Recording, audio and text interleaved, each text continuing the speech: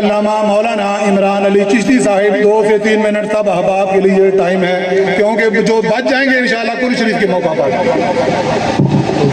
بسم اللہ الرحمن الرحیم۔ احباب ذی وقار، میرے استاد محترم حضرت علامہ مولانا قاری حافظ محمد عبدالعزیز نقشبندی صاحب رحمۃ اللہ تعالی علیہ، جن کے سامنے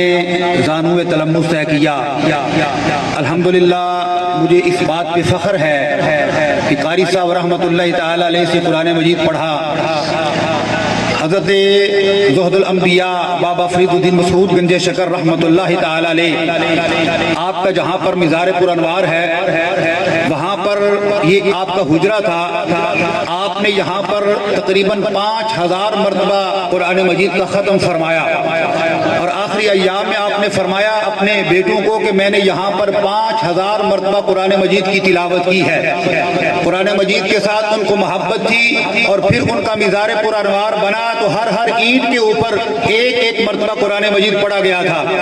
احباب ذی وقار، یہ وہ بزرگ ہیں، میں نے یہ خود دیکھا کہ حضرت قاری صاحب کے ساتھ میں حضرت داتا گنج بخش علی بن عثمان الحجویری رحمۃ اللہ تعالی علیہ کے مزار پر انوار پر حاضری ہوئی، تو قاری صاحب رحمۃ اللہ تعالی علیہ کی جہاں پر وہاں پر جو رقت تھی،